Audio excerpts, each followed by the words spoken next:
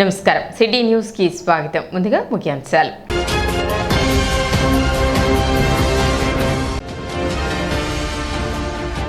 ఉచిత gas cylinder మార్చి 31 వరకే. ఇప్పటి వరకు పొందని వారు వెంటనే బుక్ చేసుకోవాలి. మంత్రి నాదెండ్ల మనోహర్ విజ్ఞప్తి.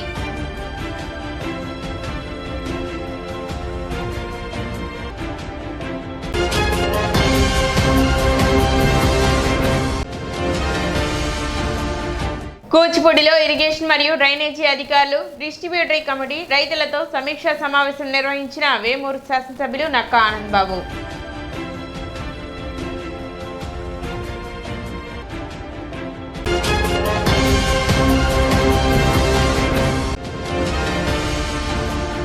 ప్రభుత్వం అందించే ఉగాది పురస్కారాలు తెనాలి కాటూరి శిల్పశాలలో తయారు చేయడం మన ప్రాంతానికి గర్వకారణం. ఎమ్మెల్సీ ఆలపాటి రాజేంద్ర ప్రసాద్.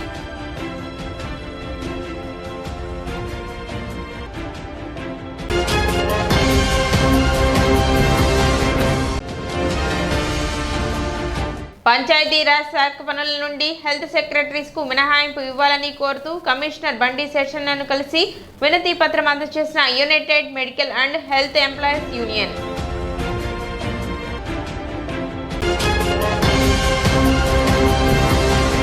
తెనాలి మండలంలో బీజేపీ కార్యవర్గ సమావేశం బుధవారం నిర్వహించారు. మండల అధ్యక్షులు సందీప్ రాజు అధ్యక్షతన తెనాలి మార్చిపేటలో నిర్వహించిన సమావేశానికి ముఖ్య అతిథిగా జిల్లా అధ్యక్షులు చెరుకూరి తిరుపతిరావు మరియు రాష్ట్ర కార్యవర్గ సభ్యురాలు నడ్లపాటి స్వరూపారాణి హాజరయ్యారు. సమావేశంలో పార్టీ సంస్థాగత విషయాలను చర్చించారు.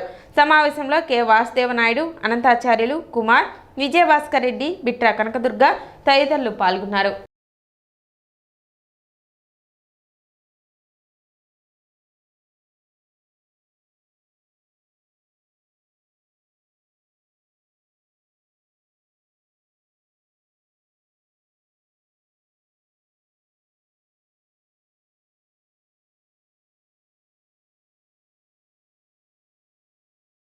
భారతీయ జనతా పార్టీ తెనాలి 3వ మండల ముఖ్య కార్యకర్తల సమావేశానికి విచ్చేసినటువంటి కార్యకర్త బంధువులు, అలాగే నాయకులకి అందరికీ కూడా నమస్కారం.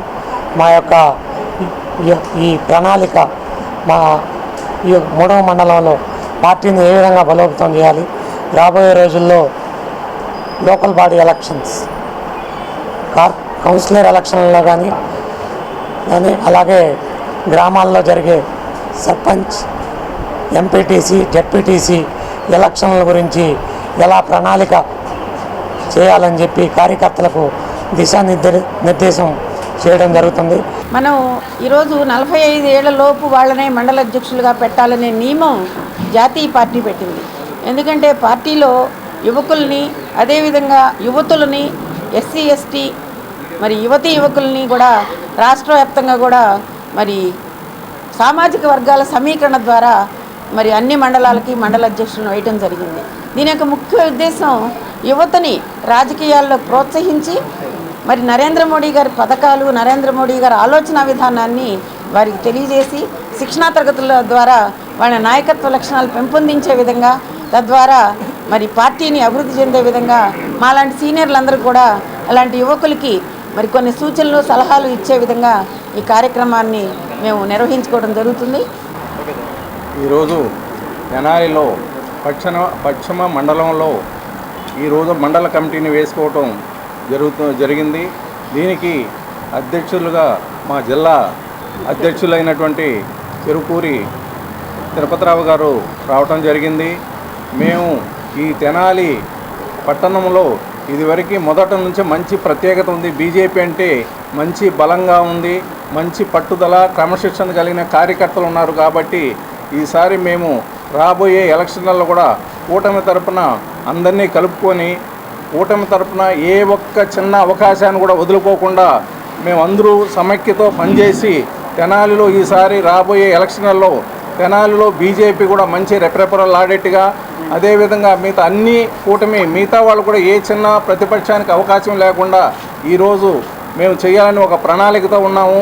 తాళపాక అన్నమాచార్య 522వ ఆరాధనోత్సవం బుధవారం ఘనంగా నిర్వహించారు. తెనాలి గీతా మందిరం నందు శ్రీ వెంకటేశ్వర అన్నమాచార్య సంకీర్తన బృందం ఆధ్వర్యంలో తెనాలిలో ఉన్న అన్నమయ సంకీర్తన బృందాలు అందరూ కలిసి ఈ ఆరాధనోత్సవాలు ఘనంగా నిర్వహించారు. తొలుత తిరుమల తిరుపతి దేవస్థానం వారు ఎంపిక చేసిన సప్తగిరి సంకీర్తనలు 120 మంది గాయకులు సామూహిక సంకీర్తన గావించారు. అనంతరం కొండలలో నెలకొన్న కోనేటి రాయుడు వాడు, బ్రహ్మ కడిగిన పాదము, ముద్దుగారే యశోద, పొడగంటి మయ్యా మేము పురుషోత్తమ, భావములోన బాహ్యమునందు గోవింద గోవింద అని కొలువవే మనస అని పలు సంకీర్తనలు ఆలపించారు. ఈ కార్యక్రమానికి అన్నమయ్య సంకీర్తన గురువులు, గాయకులు, అభిమానులు 150 మంది దాకా పాల్గొన్నారు. ఈ కార్యక్రమాన్ని సంస్థ కన్వీనర్ కొండపి శ్రీనివాసరావు పర్యవేక్షించారు.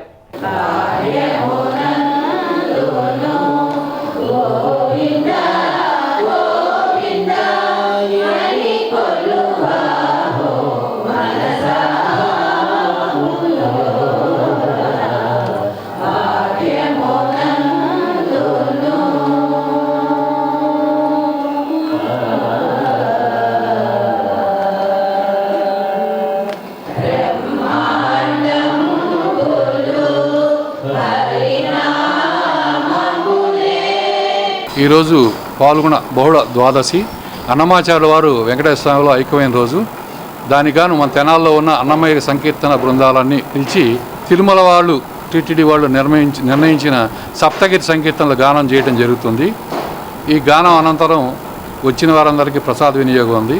ముఖ్య ఉద్దేశం ఏంటంటే మా తెనాల్లో శ్రీ వెంకటేశ్వర అన్నమాచార్యుల సంకీర్తన బృందం మేము అన్నమయ్య కీర్తనలు గత 15 సంవత్సరాలుగా ప్రచారం చేస్తున్నాము. అదే భాగంగా ఈరోజు అన్నమయ్య వర్ధంతి కార్యక్రమాన్ని ఘనంగా జరుపుకుంటున్నాము. సుమారు ఒక 150 మంది దాకా సంకీర్తన బృందాల గాయకులు వచ్చారు. ఒకళ్ళు గౌరవజిల ఆంజనేయ శాస్త్రి గారు, రెండోది కుట్టివెంటి కమల గారు. వీళ్ళ చేత పాటలు స్టార్ట్ చేశాక చివరికి సప్తగిరి సంకీర్తనలు అయ్యాక వచ్చిన బృందాలన్ని చేత 2 పాటలు మేము సంకీర్తన చేయిస్తాము. అన్నమాచార్యుల గారి యొక్క ఆరాధనోత్సవాల కార్యక్రమం జరుగుతోంది. ముఖ్యంగా అన్నమయ్య గారు 1408లో జన్మించి 1503 దగ్గర 95 సంవత్సరాలు భగవంతుని యొక్క చేతనలో తన జీవితాన్ని మొత్తము కూడా అంకితం చేసుకున్నటువంటి ఆయన, పైగా భగవంతుల్లో ఆయన యొక్క పాదపద్మాల దగ్గర కైవల్యం పొందినటువంటి రోజు, భగవంతుని ఎడల నిశ్చలమైనటువంటి అంకిత భావంతో, పూర్తి సర్వ సమర్పణ భావంతో ఎవరైతే భగవంతుని ఎడల అంతరాత్మ వెలుగులో పూర్తిగా సంసిద్ధత నొంది నిరంతరము ఆ భగవంతుని యొక్క నామాన్ని ఉచ్చరించుకుంటూ సకల కార్యక్రమాలు గనక చేయగలిగితే ఆ భగవంతుని యొక్క చేతనలోకి మనం కూడా వెళ్ళేటువంటి అవకాశం ఉంటుంది అని చెప్పి నాకు చాలా గట్టిగా నమ్మకం ఈ అన్నమాచార్య యొక్క చరిత్ర ద్వారా అర్థమైంది. తాళపాక అన్నమాచార్యులు గారి వర్ధంతి సందర్భంగా మరి తెనాలి పట్టణంలో ఉండేటువంటి ప్రముఖమైనటువంటి గురువులు మరియు భక్త బృందాలు అన్నమాచార్య కీర్తనలు ఇక్కడ సంకీర్తన చేసుకోవటం చాలా ఒక అదృష్టంగా భావిస్తున్నాము. ముఖ్యంగా కొండపి శ్రీనివాసరావు గారు దంపతులు మరి ఈ కార్యక్రమాన్ని నిర్వర్తిస్తూ అందరినీ సమీకరించడం ఒక ఎత్తు అయితే, అందరూ సమయానికి ఇక్కడికి కలుసుకొని అన్నమాచార్యుల వారిని స్మరించుకుంటూ ఆయన పట్ల విధేయతతో ఈ కార్యక్రమాన్ని నిర్వర్తించడం ఇంకా గొప్ప విశేషము. కూచిపూడి ఇరిగేషన్ కార్యాలయంలో ఇరిగేషన్ మరియు డ్రైనేజ్ శాఖల అధికారులతో వేమూరు శాసనసభ్యులు నక్క ఆనంద్ బాబు సమీక్ష సమావేశం నిర్వహించారు. వేమూరు నియోజకవర్గ పరిధిలో ఉన్న ఆయకట్టుకు సంబంధించి పంట కాలువలు, డ్రైనేజీలు, వాటి మరమ్మతులపై సమావేశంలో చర్చించారు. ఖరీఫ్ సీజన్ ప్రారంభమయ్యే నాటికి ఎటువంటి నీటి సమస్య తలెత్తకుండా తగు చర్యలు తీసుకోవాలని అధికారులను ఎమ్మెల్యే ఆనంద్ బాబు ఆదేశించారు. గత 5 సంవత్సరాల వైసీపీ పాలనలో కాలువలు, డ్రైనేజీలు ఎటువంటి మరమ్మతులకు నోచుకోక పూర్తిగా నిరాదరణకు గురయ్యాయని, నిధులు తీసుకువచ్చి జేబులు నింపుకున్నారు తప్ప వాటి అభివృద్ధికి ఎటువంటి చర్యలు చేపట్టలేదని పేర్కొన్నారు. మన ప్రాంతం పూర్తిగా వ్యవసాయ ఆధారిత ప్రాంతమని, అధికారులు, సంఘాల నాయకులు సమన్వయంతో మనకున్న వనరులను వినియోగించుకొని ఎటువంటి నీటి సమస్యలు తలెత్తకుండా చూడాలని ఆనంద్ బాబు పేర్కొన్నారు. రానున్న 3 నెలల్లో పనులు పూర్తి చేయాలని, పనులలో అలసత్వం వహిస్తే చర్యలు తీసుకోవడానికి కూడా వెనుకాడమని హెచ్చరించారు. సమావేశంలో డిస్ట్రిబ్యూటివ్ కమిటీలు, ప్రాజెక్టు కమిటీలు, వేమూరు నియోజకవర్గ కార్యకర్తలు, రైతులు పాల్గొన్నారు. తొలుత రైతుల వద్ద నుండి పలు సమస్యలను ఆనంద్ బాబు అడిగి తెలుసుకున్నారు. మన ప్రాంతం అత్యధికంగా ఈ ఇరిగేషన్ సిస్టమ్ మీద ఆధారపడి ఉంటాం. 100% కూడా వ్యవసాయ ఆధార ప్రాంతం. దగ్గర 1,00,000 ఎకరాలు, 1,15,000-20,000 ఎకరాలు ఆయకట్టు ఉంది వేమూరు నియోజకవర్గ పరిధిలో 5 మండలాల మీద. ప్రతి సంవత్సరం కూడా మాగాణి వరి కానీ రెండవ పంటగా వేసేటటువంటి అపరాలు కానీ మొక్కజొన్న కానీ జొన్న కానీ పంటలు ఒక పక్క హార్టికల్చర్ క్రాప్స్ దాదాపు 1,20,000 ఎకరాల దాకా ఆగిపెట్టాం. సీజన్ స్టార్ట్ అయ్యే ముందు జూన్ జూలై నెలకు ముందు ఈ కాలువలు కానీ లేకపోతే డ్రైనేజ్ సిస్టమ్ కానీ చిన్న చిన్న ఇబ్బందులు ఉంటే తొలగించుకోవటం అదంతా కూడా చేసుకోవటం అనేది ఆనవాయితీగా వస్తుంది. గత 5 సంవత్సరాల ప్రభుత్వ పరిపాలనలో జగన్మోహన్ రెడ్డి హయాంలో పూర్తిగా నిరాదరణకు గురైంది. ఇప్పుడు అవన్నీ కూడా దానివల్ల ఏమైందంటే మొత్తం డ్రైన్లు కానీ కెనాల్స్ కానీ పొడుగుపోవడం కానీ చిన్న చిన్న రిపేర్లు ఎప్పటికప్పుడు మేలుకొని చేయకపోవడం వల్ల పెద్ద సమస్యలుగా మారటం కానీ ఇవన్నీ కూడా వాళ్ళు చేసిన పాపాలన్నీ ఇప్పుడు మనకు శాపాలుగా తయారు. ఇప్పుడు ఏ పనికి ఎదిరించినా ఈరోజు లక్షల్లో కోట్లలో ఖర్చు అయ్యే పరిస్థితులు ఉంటాయి. ఇలా ఆర్థిక పరిస్థితులు అస్తవ్యస్తంగా ఉన్నాయి, ఇబ్బందులుగా ఉన్నాయి. అయినా కూడా చేయాల్సింది ఏదో ఒక విధంగా. అసలు ముందు సిస్టమ్ మీద మీరందరూ కూడా ఒక అవగాహన కావాలి. ఎక్కడ ఏ సమస్య ఉందనేది ప్రతి ఒక్కరూ క్షుణ్ణంగా తెలుసుకోవాలి. పోయిన సంవత్సరం జూన్లో అధికారంలోకి వచ్చినాక జూలై ఆగస్టులో ఇలాగే రివ్యూ పెట్టుకొని అప్పుడు O&M వర్క్స్ హడావిడిగా తయారు చేసి అవి అనిపించాం. పనులు అప్పటికే వర్షాలు పడిపోవటం, కాలువలు వదలటం, వదిలిన పనులు ఏదో హడావిడిగా ఏదో చేశారనిపించారు కాస్త.